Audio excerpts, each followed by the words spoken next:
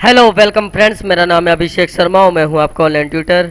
आज हम एक्सेल के फॉर्मूला बेस सीरीज ट्रेनिंग में सीखेंगे आगे के फॉर्मूला, जिसका ये लेसन नंबर 18 है और फाइनेंशियल फॉर्मूला सीरीज हम सीख रहे थे। मतलब जब आप फॉर्मूलाज पे जाएंगे तो यहाँ पे एक आएगा ऑटोसम, रिसेंटली यूज और फाइनेंशियल। तो फाइनेंशियल जो फॉर्मूला है उसमें मैंने एक्रेंट से लेकर आपको सभी के सभी फॉर्मूला सिखा दिए हैं।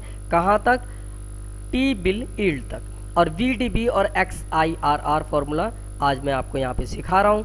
अगर आप लोग फिनेंशियल के ये सभी फॉर्मूला जानते हैं और यदि सीखना चाहते हैं, जानते हैं तो अच्छी बात है, सीखना चाहते हैं तो आप मेरी प्रीवियस वीडियो को चेकआउट कर सकते हैं। आपको मेरे चैनल पे जाके प्लेलिस्ट पे सर्च करना होगा। अच्छा, फॉर्मूला एग्जाम्पल में वीडीबी और एक्सआईआरआर फॉर्मूला हम सीखते हैं। तो वीडीबी फॉर्मूला और एक्सआईआर फॉर्मूला की मैंने यहाँ पे फुल फॉर्म लिख दिए हैं। इसका मतलब है वेरिएबल डिक्लिनिंग बैलेंस और इसका मतलब है एक्सआईआरआर का extended internal rate of returns. अब वीडीबी फॉर्मूला हम कब यूज करते हैं ये मैं आपको पहले बता देता हूँ। इस फॉर्मूले का यूज हम तब करते हैं जब आपने कोई भी प्रोडक्ट यदि परचेज किया और प्रोडक्ट परचेज करने के बाद जब आप उसे कुछ दिन तक यूज करते हैं और यूज करने के बाद जब आप उसे बेचते हैं तो बेचते समय आपको उतना प्राइस नहीं मिलता। क्यों? क्योंकि मान लीजिए आपने कोई 10 रुपये की चीज़ खरीदा और आपने उसे 2-3 महीने यूज किया। अब 2-3 महीने के बाद जब आप उसे 10 रुपये की चीज़ को वापस बेचते हो तो वो 10 रुपये की कभी नहीं जाएगी, कुछ कम अमाउंट की जाएगी। तो जो अमाउंट कम की जा रही है वो हम कहते हैं डेप्रिसिएशन या हास। अब जो कम वैल्यू जा रही है, जो उसका अमाउंट आपको कम मिल रहा है, उसके अकॉर्डिंग उस 3 महीनों में या 4 महीनों में कितना अमाउंट हर महीने के हिसाब से घटा, उस वैल्यू को निकालने के लिए हम वीडीबी फॉर्मूले का यूज करते हैं। यानी कि किसी भी डेप्रिसिएशन वैल्यू को निकालने के लिए हम वीडीबी फॉर्मूले का यूज करते हैं। अब डेप्रिसिएशन के अगर फॉर्मूले देखा जाए तो बहुत सारे फॉर्मूला हैं, लेकिन मैं फ़िलहाल तो वीडीबी फॉर्मूला आपको बता रहा हूं और मैं डेप्रिसिएशन से रिलेटेड भी एक पूरा सीरीज़ तैयार करूंगा और आपको डेप्रिसिएशन के जितने भी फॉर्मूले हैं वो मैं एक साथ सिखाऊंगा ताकि आपको पता चल सके कि डेप्रिसिएशन के एक्सेल में कितने फॉर्मूले हैं। तो फिलहाल हम बढ़ते हैं आज के टॉपिक की ओर। वीडीबी फॉर्मूले को सीखने के लिए सबसे पहले हमें एक हेडिंग बनानी होगी। तो मैं यहाँ पे लिख लेता हूँ सपोज दैट सीरियल नंबर। उसके बाद हम यहाँ पे लिखते हैं कॉस्ट ऑफ, किस चीज़ का? कॉस्ट का। जैसे मैंने प्रोडक्ट ले लिया कार, कॉस्ट ऑफ कार। अब यहाँ पे मैं लिखता हूँ लाइफ। अब लाइफ का मतलब होता है टोटल ईयर्स। फिर उसके बाद नेक्स्ट आते हैं, यहाँ पे है साल्वेज। साल्वेज का मतलब कि आप जब कोई भी वैल्यू यूज करने के बाद बेच रहे हो या कबाड़े के भाव बेच रहे हो तो उसका क्या वैल्यू होगा। अब यहाँ पे हमने डाल दिया पीरियड्स, मतलब ईयर्स। और उसके बाद हम यहाँ पे लिखते हैं वीडीबी फॉर्मूला। अब यहाँ पे हम सीरियल नंबर में लिख लेते हैं सपोज 1 2 3। उसके बाद सीरियल नंबर से लेकर इस एरिया का सिलेक्शन कर लेते हैं। सिलेक्शन करने के बाद इसे हेडिंग बना लेते हैं, बोल्ड वगैरह, और सारा एरिया हमें पता चल चुका है तो हम यहाँ से लेकर यहाँ तक का एरिया सिलेक्शन करेंगे और ऑल बॉर्डर पे क्लिक कर दिया। सीरियल नंबर के वैल्यू को सिलेक्ट करके मर्ज करते हैं, इसे सेंटर में रखते हैं। अब कॉस्ट ऑफ कार मतलब आपने कितने की कार खरीदा, तो जैसे 5 लाख 10 लाख जो भी डालना है, मैंने यहाँ पे आपको समझाने के पर्पज़ से डाल देता हूँ मैं 1 लाख। वैसे तो 1 लाख की अब नैनो भी नहीं आएगी भाई, ये हो गए 4 1 5। ओके, टोटल ईयर्स मतलब लाइफ हमने कितने साल यूज करा, मैंने डाल दिया 3 साल यूज किया। साल्वेज वैल्यू पूछ रहा है कि जब आप बेच रहे हो तो कबाड़े के भाव क्या रेट, तो मैंने माना 1 लाख की कार है 10,000 रुपये मैंने डाल दिया सपोज दैट। अब यहाँ पे पूछ रहा है पीरियड्स या ईयर, तो मैंने 1 2 3 3 साल मैंने यूज करे, यहाँ पे 3 है तो मैंने 3 साल तक की वैल्यू यहाँ पे डाल दिया 1 2 3। अब उसके बाद क्या करना है आपको, जो कॉस्ट ऑफ कार है इसका भी सिलेक्शन करके मर्ज करना है। उसके बाद लाइफ टोटल ईयर्स इसे भी सिलेक्शन करके मर्ज करना है। उसके बाद जो साल्वेज वैल्यू है उसे भी सिलेक्शन करके मर्ज करना है। उसके बाद सभी एरिया का सिलेक्शन करना है, आपको इसे सेंटर में रखना है, साइज चाहें तो बढ़ा सकते हैं। अब VDB फॉर्मूला निकालने के लिए यहाँ पे FX पे भी क्लिक कर सकते हैं और फॉर्मूले पे भी जा सकते हैं। तो मैंने FX पे क्लिक करा, क्लिक करने के बाद यहाँ पे लिखा मैंने VDB और 2 बार एंटर प्रेस करा। अब यहाँ पे पूछ रहा है कोस्ट, मैं थोड़ा सा इसे ऊपर कर लेता हूँ तो ताकि आपको थोड़ा क्लियर दिखाई दे। अब यहाँ पे जो कोस्ट पूछ रहा है, कोस्ट क्या है, कार की 1 लाख, मैंने 1 लाख पे क्लिक करा। साल्वेज वैल्यू है, साल्वेज वैल्यू पूछ रहा है तो 10,000 रुपये का बेच रहे हैं हम सामान। लाइफ पूछ रहा है 3 साल की। उसके बाद स्टार्ट पीरियड आपका ये है और इन पीरियड भी ये है, लेकिन स्टार्ट पीरियड और इन पीरियड एक ही है तो मैंने यहाँ पे -1 लगा दिया, यानी कि 0 से लेकर ये 0 से हो गया और ये इन पीरियड 1 तक। अब मैं जब इसे ओके करूँगा तो यहाँ पे आंसर आ जाएगा, मतलब पहले साल का साल्वेज वैल्यू निकल के आ गया, या डिप्रिसिएशन कह लीजिए, डिप्रिसिएशन वैल्यू निकल के आ गया। अगर मैं इसे ड्रैग करता हूँ माउस को ऐसे दबा करके तो हर जगह नम आ गया। अब इस वैल्यू को सुधारने के लिए क्या करना है, पहली वैल्यू पे क्लिक करना है और आपको FX पे दोबारा क्लिक करना है। उसके बाद यहाँ पे 2 कोस्ट पूछ रहा है, इसे सिलेक्ट करके F4 का बटन प्रेस कीजिए। साल्वेज वैल्यू पूछ रहा है, इसे भी सिलेक्शन करके F4 दबा दीजिए। लाइफ है, लाइफ में भी सिलेक्शन करके F4 दबा दीजिए। सभी वैल्यू में डॉलर का सिंबल लग जाएगा, यानी कि ये सेल ब्लॉक हो चुके। अब मैं इसे ओके करता हूँ और इसके बाद इसे ड्रैग करते हैं नीचे की ओर। यहाँ पे आप माउस को दबाया, ड्रैग किया, ये देखिए सबकी वैल्यू आ गई। अब ये तो डॉलर में आ रहा है, मुझे यहाँ पे इंडियन करेंसी में देखना है। जब आप जिस कंट्री में रहते हैं उस कंट्री की करेंसी को आप सिलेक्ट कर सकते हैं। तो मैंने यहाँ पे कॉमा स्टाइल पे क्लिक कर दिया। अब यहाँ पे आपकी जो अमाउंट है वो निकल के ऐसा आ गया। अब अगर हम इस वैल्यू को और इस वैल्यू को जोड़ते हैं तो क्या होता है, देखो पहले मैं यहाँ पे क्लिक करता हूँ, इक्वल SUM सम, शिफ्ट दबा के 9, उसके बाद ये सारा एरिया सिलेक्शन करके ब्रैकेट को बंद करके एंटर करते हैं। टोटल आ गया 90,000 रुपये और 10,000, मतलब 90,000 और 10,000 यानी कि 1 लाख रुपए। इसका मतलब है कि हमने 1 लाख रुपए का सामान खरीदा, 3 साल हमने यूज किया, जब हम उसे बेचने लगे तो 10,000 का सामान बिकने में जा रहा था। अब उसके हिसाब से अगर हम देखते हैं कि अगर हम 1 साल यूज करके हम बेचते तो इतने का बिकता, अगर हम 2 साल यूज करके बेचते तो इतने का बिकता, 3 साल यूज करके बेचते तो इतना, और कबाड़े के भाव बेचते हैं तो ये वैल्यू। क्लियर?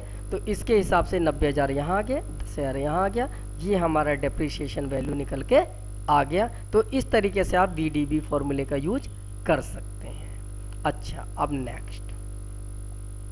नेक्स्ट है XIRR। अब इस फॉर्मूले का यूज हम कब करते हैं, क्यों करते हैं, ये मैं आपको बताता हूँ। देखिए, अगर मान लीजिए आपने यहाँ पे, वैसे मैंने एग्जाम्पल से भी ऊपर फुल फॉर्म यहाँ लिख रखा है, ये लिखा हुआ है calculate internal rate of returns of money back plan. यानी कि यदि आप किसी भी जगह कोई वैल्यू इन्वेस्टमेंट करते हैं, आप किसी मतलब मान लीजिए जैसे आपने कोई आपने व्यापार आरंभ किया, कोई भी आपने मतलब कुछ भी आपने किसी चीज़ की कंपनी खोल लिया, आपने किसी भी मतलब एक तरह से कोई भी काम शुरू करा, कोई बिजनेस स्टार्ट किया और उसमें आपने कोई वैल्यू इन्वेस्ट कर दिया। इन्वेस्ट करने के बाद अब उस वैल्यू का रिटर्न मिल रहा है, मतलब इन्वेस्ट करा आपने वैल्यू, कोई बिजनेस में पैसा लगाया, अब बिजनेस से आपको इनकम हो रही है। तो इनकम के हिसाब से आपको उसका रेट ऑफ रिटर्न्स निकालना है कि किस तरह से आपको फ़ायदा हो रहा है, उसका इंटरेस्ट रेट निकालना है, उस फायदे का इंटरेस्ट रेट निकालना है, जानना है, तो आप XIRR फॉर्मूले का यूज करोगे। तो मैंने यहाँ पे फॉर एग्जांपल मैंने यहाँ पे लिखा सीरियल नंबर, हेडिंग बनाया, उसके बाद यहाँ पे लिखा वैल्यूज, फिर उसके बाद फिर दोबारा मैंने वैल्यूज लिख दिया, फिर उसके बाद यहाँ पे लिखा डेट। अब सीरियल नंबर के आगे जो ये पहला वैल्यूज है इसमें हम डालते हैं ऑफ इन्वेस्टमेंट, मतलब वैल्यूज ऑफ इन्वेस्टमेंट, और यहाँ पे हमने लिख दिया वैल्यूज ऑफ कैश फ्लो, जो या तो वैल्यू ऑफ आप लिख सकते हैं मनी रिटर्न्स, ऐसे भी डाल सकते हैं। अब यहाँ पे मैंने लिखा date of cash flow. Clear? अब यहाँ पे सीरियल नंबर हमने डाल दिया सपोर्टेड 1 2 3 4 5। और यहाँ पे आपका वैल्यू ऑफ इन्वेस्टमेंट, तो मान लीजिए मैंने एक छोटा सा अमाउंट डाल दिया, मैंने 1000 रुपये इन्वेस्ट करा, तो 1000 रुपये, लेकिन जब भी हम इन्वेस्ट करते हैं तो वो पैसा हम माइनस में लिखेंगे, तो मतलब -1000 यानी कि -1000। और यहाँ पे हमने इसी तरीके से यहाँ पे लिख दिया -1000, और ये हमने क्योंकि बिजनेस में लगा तो पैसा माइनस हो गया हमारे पास से, एक तरह से हमारे पास से घटा और बिजनेस में लग गया। अब हमें रिटर्न मिल रहा है, कैसे हमें मिल रहा है 400 रुपये, फिर हमें मिल रहा है मान लो 300 रुपये, फिर हमें मिल रहा है 200 रुपये, फिर हमें मिल रहा है 200 रुपये। जब 1000 रुपये लगाए तो भाई इतना ही रिटर्न मिलेगा। अब यहाँ पे हमें डेट डालना है कि कब कब किस किस तारीख को हमें कितना कितना रिटर्न मिला। तो यहाँ मैंने मान लिया सपोर्टेड 1 जनवरी 2018, फिर हमें मिला 1 जुलाई 2018 को रिटर्न, फिर हमें मिला सपोर्टेड सपोर्टेड मिल गया 1 अगस्त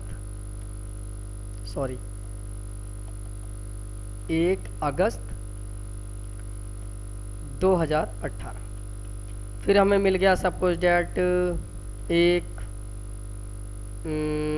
सितंबर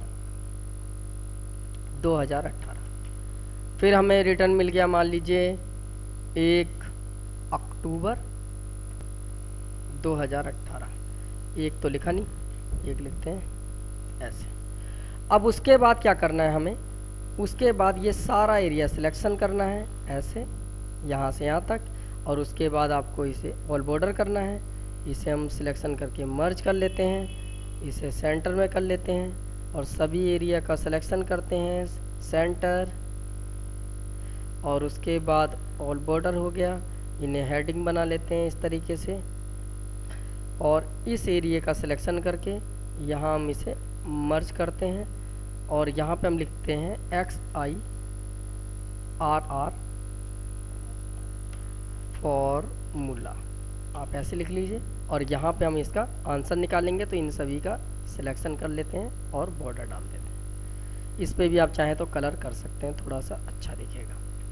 अब XIR फॉर्मूला हम यहाँ पे सेट करते हैं कि कितने % पे रिटर्न आपको मिल रहा है। तो सपोज डैट मैंने यहाँ पर FX पे क्लिक किया, यहाँ पे लिखा मैंने XIRR, 2 बार एंटर करा, उसके बाद वैल्यू पूछ रहा है, तो वैल्यू को मैंने सिलेक्शन कर लिया। उसके बाद पूछ रहा है डेट्स को मैंने सिलेक्शन कर लिया। अब गैस पूछ रहा है, गैस आप डाल सकते हैं, यहाँ पे लिखा हुआ है एनी, कुछ भी डाल सकते हैं, तो मैंने गैस में 0 डाल दिया। अब मैं जब ओके का बटन दबाऊंगा तो यहाँ पे जो निकल के आया है ये आपका इंटरनल रेट ऑफ रिटर्न्स है, मतलब रेट ऑफ रिटर्न्स वैल्यू है। अब लेकिन आप देख रहे होंगे कि ये रेट ऑफ रिटर्न जो वैल्यू है ये 0 पॉइंट ऐसे कुछ आ गया है। मैं यहाँ पे दोबारा निकाल के दिखाता हूँ। यहाँ पे क्लिक करा मैंने क्लिक करा XIRR, और उसके बाद मैंने ओपन कर लिया। ओपन करने के बाद वैल्यूज का सिलेक्शन करा, फिर मैंने डेट का सिलेक्शन करा, फिर मैंने गेस में एनी लिखा है, मैंने यहाँ पे 0 डाल दिया, 0 का मतलब कुछ नहीं, और मैंने ओके करा, तो ये आंसर आ गया। लेकिन ये आंसर आपको इंटरेस्ट रेट के अकॉर्डिंग देखना है, रेट ऑफ रिटर्न के अकॉर्डिंग देखना है। तो कैसे देखेंगे, उसके लिए आपको कुछ नहीं करना, बस इस पर क्लिक करके जर्नल पे यहाँ पे क्लिक करेंगे और आपको परसेंटेज वाली वैल्यू पे क्लिक करना है। तो यहाँ पे आ जाएगा कि कितना रेट ऑफ रिटर्न आपका मिल रहा है, मतलब 17.37। तो 17.37% आपको रिटर्न मिल रहा है 1000 इन्वेस्ट करके, और जो ये कैश फ्लो आया है आपको रिटर्न्स मिले हैं, उसके अकॉर्डिंग आपको क्या करना है, वैल्यू को निकालने के बाद जर्नल पे जाना है और परसेंटेज वाली वैल्यू पे क्लिक करना है, तो आपका जो ये रेट ऑफ रिटर्न है वो मिल जाएगा। तो इस तरीके से आप यूज करते हैं XIRR फॉर्मूले का। तो उम्मीद करता हूँ आपको ये दोनों फॉर्मूला आपको समझ में आ गया होगा कि कैसे कैसे आप VDB और XIRR फॉर्मूले का आप यूज कर सकते हैं। तो इस तरीके से आप एक बार चला के देख लीजिएगा। अगर आपके समझ में नहीं आता कोई भी फॉर्मूला तो एक बार दोबारा कोशिश करिएगा, लेकिन फिर भी समझ में नहीं आता, फिर आपको करना क्या है, कमेंट बॉक्स में कमेंट कर सकते हैं, मैं उसका सॉल्यूशन करने की पूरी कोशिश करूंगा। बाकी मिलते हैं आपसे न्यू वीडियो के साथ, तब तक के लिए बाय बाय, टेक केयर।